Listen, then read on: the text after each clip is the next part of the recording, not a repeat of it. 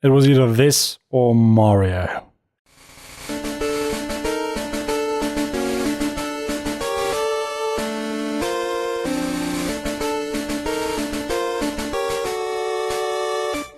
So up front I want to apologize for only having footage of the first 3 worlds, but this game is fucking impossible. That being said, let's get into the review.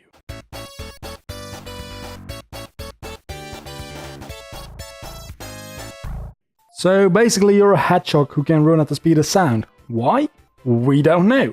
And you're chasing Dr. Robotnik who wants to change all animals into robots. Why? We don't know. What we do know though is nothing really, but it doesn't matter because we can run and stuff. Yeah, the story isn't too great, but come on, it's a game from 1991, what did you expect? So let's give it a 6 out of 10.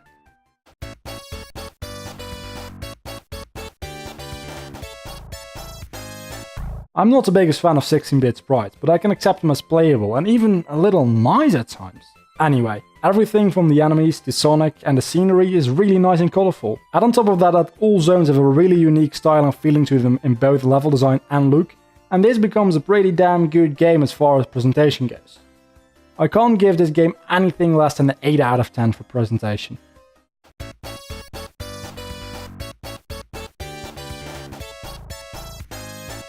The main thing in this game is gotta go fast. And when you go fast, you go fast. But in between going fast, there's a lot of things that slow you down, like obstacles which just downright stop you, or even more annoying, waiting. For a game that's all about speed, this game has a lot of waiting in it. Sonic controls well, even when you're going really fast, and he's easy to control only having a couple of buttons. Forward, backward and jump. It's a good old classic platformer. But what would a good old platformer be without power-ups? Well, Sonic has a good amount of them, ranging from invincibility to a shield and speed shoes. There's a total of 6 zones, and 1 final boss zone. Each zone contains 3 acts, the 3rd act of which has a boss fight. The only exception to this is the 7th and final zone.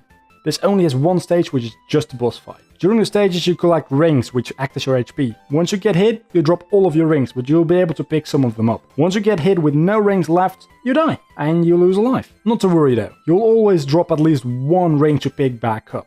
Talking about rings, if you finish Act 1 or 2 of a world with more than 50 rings, you can jump through a large ring, which then takes you to a bonus stage. More on that later though.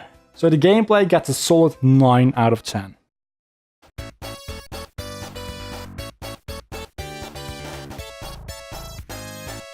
The stages are between 1 minute and 4 minutes or so. There's a total of about 20 stages, which means that you could beat the game in under an hour.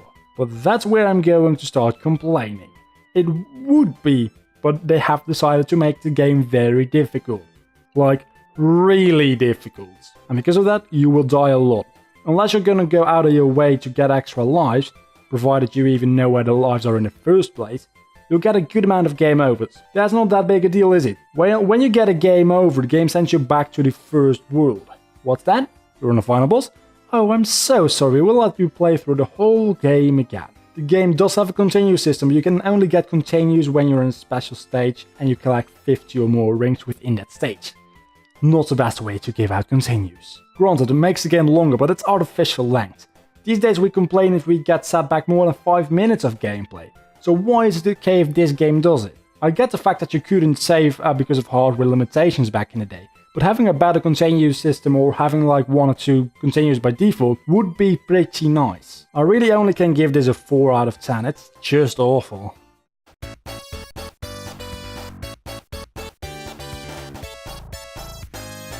As I said in the last topic, the game is ridiculously unfair with sending you back to the beginning of the game, but I've got more. Remember the bonus stages? Yeah, look at this.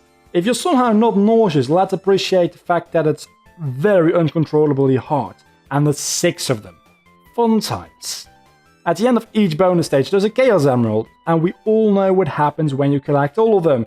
Yeah, you can... wait, just 6 of them? Yeah, this game has just 6 of them, and you can't transform into Super Sonic.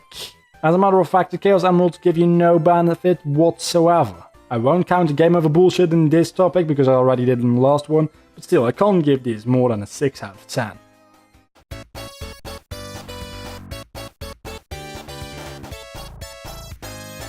With that, we end up with a 6.6. I'd say it'd be better for you not to play the game unless you feel like spending hours upon hours learning the game. Trial and error is one thing, but this game just takes it too far.